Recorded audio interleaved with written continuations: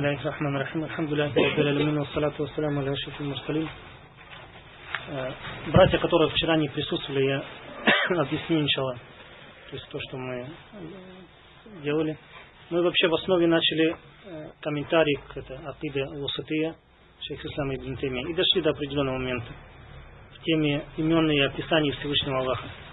Однако иногда бывает так, что, как у посланника, иногда он делал то, что как ходба арида, когда какой-то случай происходит или еще что-то, и посланник об отдельном моменте каком-то говорил. И ко мне некоторые братья подходили, попросили тоже, чтобы я более подробно поговорил о братстве в исламе, в чем его смысл и так далее. И я решил тоже, чтобы не отходить от книги самой, то есть взял непосредственно из книги по акиде также, то есть мы начали говорить об этом. И осталось здесь с вчерашнего урока несколько этих предложений. Мы закончим их, и иншаллах перейдем потом назад, то есть уже в следующий раз вернемся назад. Да, в общем, мы говорили о том, что начали говорить о разделе, то есть раздел иман, то, что иман у Ахли Сунна это слова, дела и убеждения. То, что Ахли Сунна не выводят мусульман или тех, кто описан исламом, из ислама, да, из этого описания, кроме как, если этот человек совершил то, что требует выхода его из ислама. Если уже он совершает то, что не требует выхода его из ислама, то есть совершает грехи, да, пусть это даже будут большие, но шариатские доказательства указали на то, что это всего лишь грехи, не выводящие его из ислама, то он, значит, продолжает быть описанным вот этим описанием, а это ислам. И, как уже сказали, то, что вот это описание, да, это является причиной для определенных шариатских ахкам. Самое главное, в первую очередь, это, естественно, алейкум ассалам. Самое главное, это исламское братство. Исламское братство. И привели несколько хадисов, в которых посланник описывает основные принципы этого исламского братства. Например, уважительное отношение друг к другу. И напротив этого стоит запрет о пренебрежительном, оскорбляющем, да, каком-то отношении. Потом нельзя мусульманину поступать несправедливо. Однако в противоположность этому нужно поступать справедливо и так далее. Поэтому он сказал здесь: «Баль-ухувату аль-иманияту сабитатун маль-мааси». То есть вот это братство в исламе, оно утверждается в шариате, даже если у человека есть какие-то грехи. Однако, как уже было сказано, мы любим человека по степени, насколько в нем имана. То есть чем больше внешне у человека ислам, тем больше наша любовь. Потому что мы сказали то, что любовь связана с этой причиной. То есть с наличием ислама или имана. А ненависть связана с причиной куфра. То есть поэтому кафира мы изначально ненавидим. Не любим его изначально. Мусульманина изначально мы любим. Чем больше у этого мусульманина, внешне, опять же, мы не знаем, что внутри у человека. Все мы здесь говорим о том, что мы видим внешне. Если внешне этот человек описан описаниями похвальными в шариате, например, он муджахид, или обладающий знанием, или богобоязненный, праведный человек, который внешне поклоняется, дает садака и так далее, и так далее, и так далее, по степени этого наша любовь должна быть больше. Мы обязаны так, то есть у нас нет выбора. Мы должны его любить больше. По степени, если, например, человек совершает какой-то грех. Если большой грех, то мы ненавидим его за вот этот большой грех. Но полностью ненависти у нас к нему нет. Мы его, если надо, например, накажем по шариату и не любим его за вот этот грех.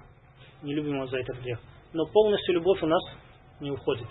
Поэтому так же, как уже сказали, то есть иман повышается и понижается, значит уже отношение или любовь к этому человеку тоже будет меньше или больше в зависимости от того, что он выявляет для нас внешне.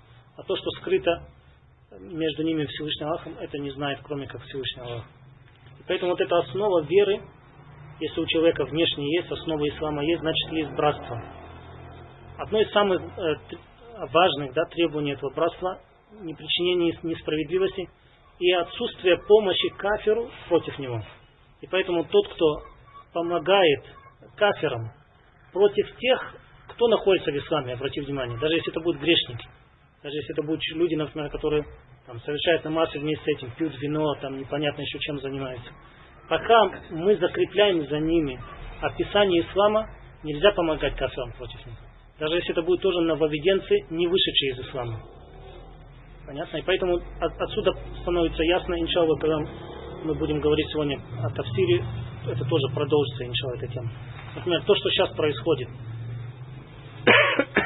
Когда говорят, например, то, что мы хариджиты. Хорошо, мы соглашаемся, да, условно с этим. Но по их же мнению, мы же мусульмане, они не имеют права, это единогласно, в этом нет вообще разногласия среди ученых, что если человек является мусульманином, нельзя кафиру помогать против него.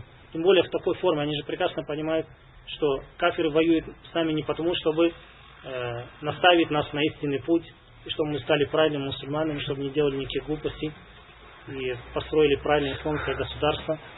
Они воюют с нами не из-за этого, это понятно, и им всем нам прекрасно понятно. И это указывает на то, что те, которые в этой ситуации ведут себя как-то по-другому, эти люди просто следуют за своими страстями. Какой хукм их, это уже другой вопрос. Поэтому он дальше сказал: «Валя яслибуна аль-фасик аль-милли аль-ислам биль-куллия». И поэтому тот, кто, например, стал фасиком, милли это относится к милля, к религии. То есть тот, кто в религии у нас определяется как фасик, например, совершил грех, который требует того, чтобы он стал фасиком. Мы не забираем у него, или Ахли Сунна не забирает у него что? Ислам полностью. Нет, у него утверждается ислам с одной стороны, и в связи с этим описанием за ним закрепляются права мусульманина, а с другой стороны то, что он фасик, на это распространяются какие-то наказания или еще что-то, или еще что-то. Понятно? Однако полностью ислам мы у него не забираем. И дальше он сказал: «Валя юдхилунаху финнар». И мы не свидетельствуем, то есть мы не говорим, что тот, кто умер на нечестии или на большом грехе, то, что он заходит в огонь. То есть на вечное имеет. То есть бальфасик ядхулю фи исми лиман аль-мутлак. Однако фасик, он заходит в имя ислама. Видишь, вот, например, возьмем какой-то вот цвет, например, синий, да? У синего есть как бы конечный вот цвет, такой яркий, например, насыщенный, да? А есть начальный уровень, на котором можно сказать синий. Понятно? Вот это разница, да? То же самое, как вимани. Тот человек, за которым самый меньший уровень, да, ислама у него есть, все, он мусульманин. А у которого уже полный иман, он больше у него имана. Поэтому то же самое. Фасик, он заходит вот в этот цвет. Понятно? То есть он заходит в описание ислама. Потом он сказал: «Вакаулюху алейхиссалату вассалям ля язни зани хина язни ваху му'мин, ва ля ясрику сарик хина ясрик ваху му'мин, ва ля яшрабуль хамра хина яшраб ваху му'мин, ва ля янтахибу нахбатан зата шарафин ярфаху насу илейхи фиха абсарахум хина янтахибуха ваху му'мин». И он привел хадис здесь, в котором посланник саллаллаху говорит, что не совершает прелюбодеяние в то время, как он верующий. То есть внешний смысл хадиса указывает на то, что тот, кто совершает прелюбодеяние, у него уходит иман. То же самое тот, кто пьет вино, тот же, кто, например, ворует, да, что-то на виду у людей. И это аргумент, или один из аргументов хариджитов, которые говорят о том, что совершающий большие грехи выходит из ислама. Почему? Потому что в этом хадисе указывается на то, что тот, кто совершает этот грех, он не является кем? Верующим. Если он не является верующим, значит он является кафиром. Почему шейх ислам ибн Таймия рахимахуллах привел этот хадис?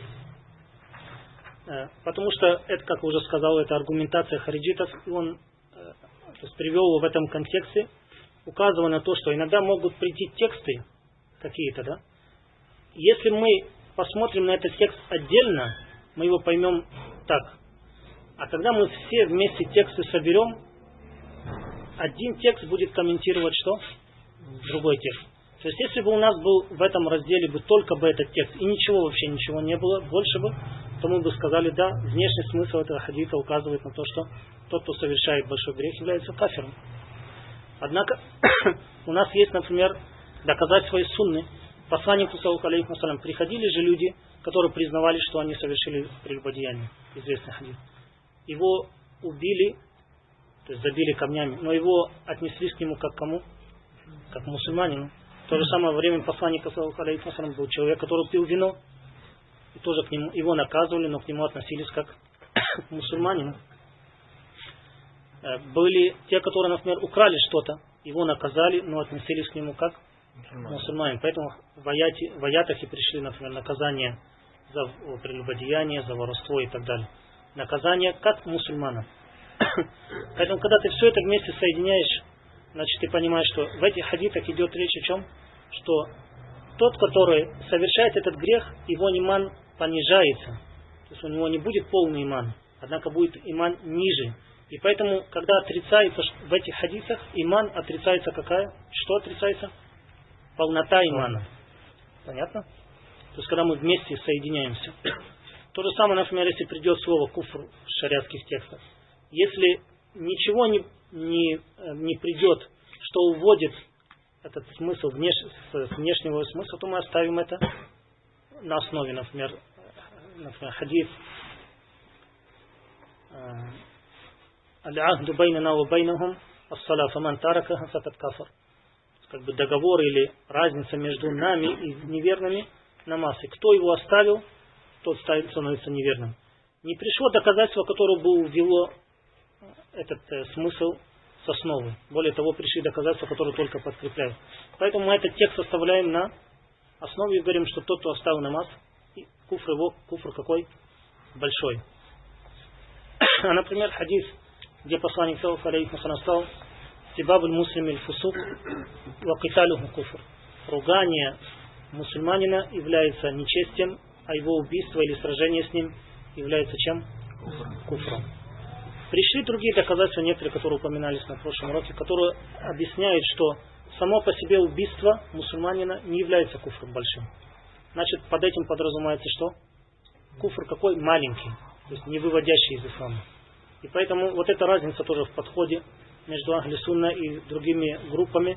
То, что когда мы сталкиваемся с каким-то вопросом, мы должны собрать все, что есть в этом разделе.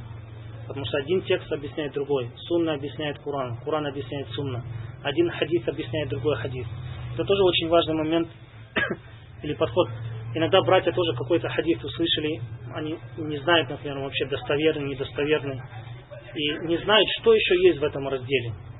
И берут, например, этот хадис и по нему какой-то амаль делают, или еще спорят, или еще что-то. Это очень большая проблема. И поэтому очень важно, братья, когда, например, мы что-то понимаем из какого-то отдельного хадиса или какого-то аята, в первую очередь мы должны его правильно понять. Потом, то понимание, к которому мы пришли, мы в первую очередь должны искать и смотреть, кто-то из ученых Ахли Сунна также понял, вот как я этот вопрос понял. Или, например, кому-то после 14 веков открылось то, что не открывалось никому до этого. Это тоже очень важный момент. Поэтому первое, что спрашивается у человека, когда он что-то говорит или приходит с чем-то новым, кто-то тебя еще так понял. Как имам Ахмад рахимахуллах сказал: «Ияка валь масаиль лейса ляк фиха лимам». То есть я тебя предостерегаю от вопросов, в которых у тебя нету имама. То есть имама, что тот, за кем ты идешь впереди тебя, потому что имам — это тот, который стоит впереди тебя. И поэтому вот этот неправильный подход, он приводит людей к нововведениям. То есть они берут какой-то один хадис или один аят, по-своему как-то понимают, и все, строят на этом целые свои убеждения. А потом, когда они встречаются с тем, что противоречит, они начинают искажать, отрицать и так далее. Как это произошло с многими группами му'тазилиты. Му'тазилиты построили свои убеждения в разных вопросах. Имен и описаний Всевышнего Аллаха, имана и так далее, и так далее. Потом, когда им аргументируют чем-то из Сунна, они, например, говорят: нет, мы этот хадис не принимаем. Этот хадис недостоверный. Эти хадисы мы в акиду не принимаем. Это нет. Это так понимается, это не так понимается. То есть приводит человека к чему? К заблуждению. И потом он дальше сказал: «Онакулюху му'минун накисуль иман». Поэтому мы в отношении вот этого фасика как можем выразиться? Мы можем сказать: он верующий с недостатком веры. Ау му'минун би иманихи фасикун би кабирати. Или можем сказать, что он верующий, отталкиваясь от того, что у него есть вера, и он фасик, отталкиваясь от чего? от того большого греха, который он совершил. То есть в любом случае смысл в том, что мы утверждаем ему веру как таковую. Поэтому ему не дается в этом случае совершенное полное имя, да, как мы даем это полному верующему. То есть не сравнится, например, в исламе и в вере, например, пророк, алейхиссалату вассалям, или кто-то из пророков, и, например, какой-то фасик из мусульман. Между ними огромная разница. Но они соединяются где? В том, что каждый из них описан исламом или иманом. И поэтому мы не даем этому человеку полное имя, но и в то же время полностью у него имя не забираем. А если не забираем имя, как уже было сказано, то значит на этом строятся определенные ахкамы.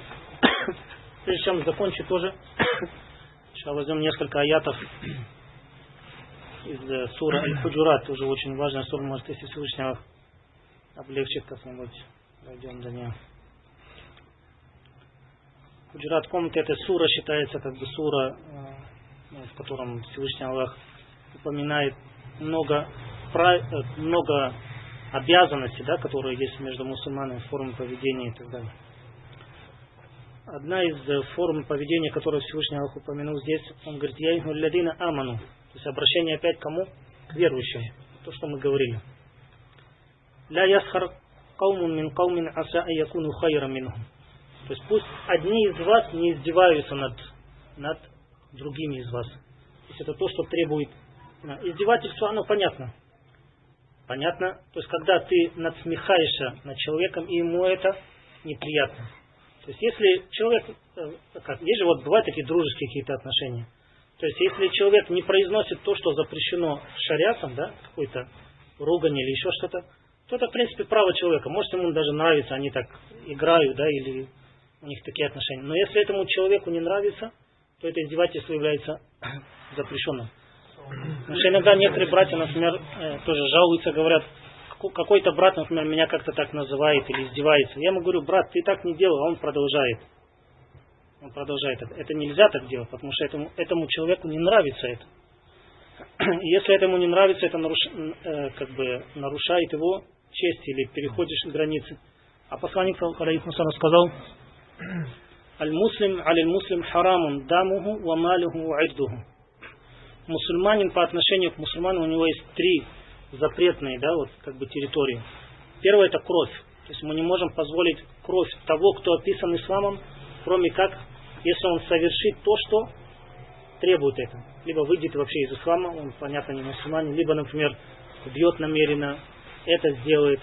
То, что разрешает в этом случае его убить или как-то наказать. Ну, это, естественно, наказание, связанное с кадами или с правителем.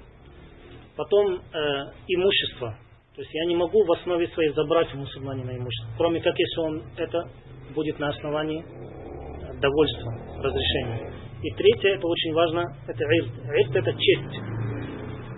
То есть честь или вот это достоинство, да, или личное, да. Это граница мусульман. Посланник написал то, что это харам, то есть это запретное. Ты не можешь переходить эти границы. И одна из форм перехождения это может в чем быть? В издевательстве. То есть ты говоришь, цепляешься за человека, ему это не нравится. И еще большая проблема, если брату этому говорят, а он продолжает упорствовать. И все это является, как я уже сказал, всегда вот то, что я говорю, почему я именно взял книгу из акиды. Нужно понять, братья, что эти вопросы напрямую следуют из убеждений. Это ахкамы Аллаха. Да, это не что-то выдуманное, это не какой-то, например, психолог американский написал, как лучше вести себя или как завоевать друзей и так далее. Нет, это закон Аллаха, который мы должны применять. Так все остальное применяем. И это напрямую связано с убеждениями. Поэтому, как в Бухари пришло, Бухари у Муслима, то, что Абу Зар, сподвижник, большой сподвижник, он поругал Биляля. То есть он выругался, обругал, потому что в хадисе пришло то, что он саббаху, какой-то ругань сказал там, ты такой, такой, такой, а потом айяраху би уммихи. Айяраху би уммихи, то есть как бы уколол его матерью. То есть сказал, ты сын черной женщины. То есть там есть и национализм, и то есть такое как выискивание недостатков и так далее. И посланник как отреагировал? Он сказал, асабабтаху айяртаху би уммихи, то есть ты его поругал и как бы зацепил его на основании его матери. Инна камрун фикаль джагилия. Он сказал, ты человек, в котором есть джагилия. Именно посмотрите, какое выражение было использовано. Не просто то, что он совершил грех или еще что-то. Нет, это действие чего? Из джагилии. То есть не из ислама это. Потому что джагили, то есть не мусульмане, они так себя ведут. Потому что все это взято из кафирской культуры. Издеваться, ругаться и так далее. Это не имеет никакого отношения к исламу. И поэтому он сказал, ты человек, в котором есть часть джагили. В другом варианте он сказал, о посланник Аллаха, несмотря уже на мой этот возраст, да, то есть как бы он удивился, что до сих пор, несмотря на столько, я уже живу в исламе, и мне уже такой как бы старый возраст, да, или взрослый, во мне осталась вот эта часть. Посланник сказал, нам, да.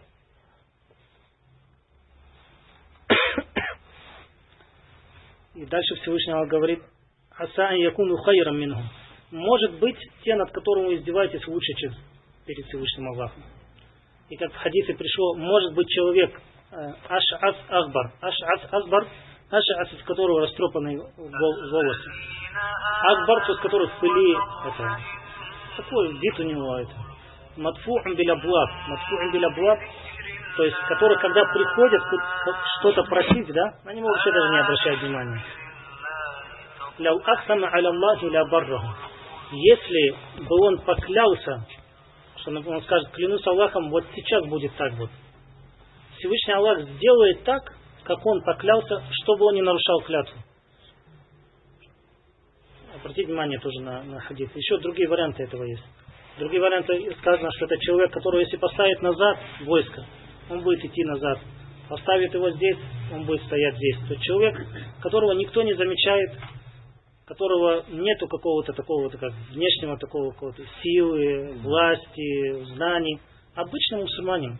Однако между ними и Всевышним Аллахом есть вот это состояние, о котором Всевышний Аллах знает. И если бы он в какой-то момент бы поклялся бы, что клянусь Аллахом будет вот так, Всевышний Аллах из любви к нему, чтобы он не нарушал свою клятву, делает так, как этот человек попросил.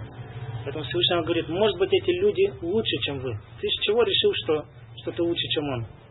Особенно наоборот, люди, у которых какая-то слабость или бедность, они наоборот обычно ближе к Всевышнему Аллаху, чем богатые люди, или у которых есть какая-то власть. И поэтому посланник в другом хадисе сказал, что большинство людей рая кто? Фукара, бедняки. Поэтому это очень важно брать. И человек может пройти через такую минуту, он даже не заметит, что произошло. Но это может быть у Всевышнего очень много значит. То есть в какой-то момент, да, проявить такую, что он, например, лучше него или еще что-то. И тоже очень важно, наоборот, нужно к таким людям относиться с дополнительной жалостью, да? И с дополнением, потому что кому-то Всевышний Аллах, например, дал красивый вид, красивую внешность, да, силу и так далее. А другому человеку не дал. Он, например, там, маленького роста, худенький, невзрачный, нету ничего такого. Вот так мы же испытаны. Этот человек этим испытан, этот человек этим испытан. Дальше Всевышний говорит, «Валя нисау мин ниса аса айякунна хайра минхунна». И также Всевышний отдельно выделил женщин, потому что особенно это распространено у женщин, то что они издеваются друг над другом и упоминают такие вещи, которые часто не упоминают даже мужчины. Это у нее так, это у нее так, а посмотри, как у нее одежда, посмотри, как у нее волосы, ухо, нога и так далее. Тоже не обращает на это внимания. «Валя тальмизу анфусакум, валя танабазу биль ликаб». Всевышний говорит, не цепляйте вас самих. Обратите внимание на выражение «вас самих». Очень часто приходит в Коране так. Потому что это же твой брат, это часть тебя, как посланник сказал, «Аль-муслимун джасадун вахид». Мусульмане это одно тело. Поэтому ты, когда кусаешь своего брата, ты кусаешь сам себя. И поэтому Всевышний Аллах говорит, «Валя тальмизу анфусакум». То есть не цепляйте самих же себя. Вот как будто человек бы стоял и сам себе говорит, ты там такой, и цепляет его и так далее. «Валя тальмизу лямз» это намеки, в которых есть подколка, да, скажем так. Это, к сожалению, очень сильно распространено среди этих, вот особенно блатные, вот этот мир. Они такие словечки говорят, то есть кто-то, например, приходилось, такие вещи двусмысленные и так далее. они как будто тебя подразумевают, в то же время не подразумевают, и тебе не дают как бы расслабиться, да, то есть постоянно тебя напрягают. И кто-то может тоже об этом знать и начинает смеяться, и ты начинаешь напрягаться и так далее. Вот это все джахили, никакого отношения к исламу не имеет. Если у тебя какая-то есть проблема, скажи отдельно или вместе, или как-то. Но вот так подкалывать человека, говорить какие-то двусмысленные фразы, которые можно и так понять, которые вызывают вот это недовольство, беспокойство и так далее, это то, что является запрещенным. И это тоже из раздела джахили. Раздел джахили, почему? Потому что эти аяты были неспосланы кому? Арабам в первую очередь, выше их. И в первую очередь исправлялось то положение, в котором были они. И это было распространено. Даже у бедуинов, они не наказывают детей. То есть джахили, бедуины, которые живут, они редко бьют детей.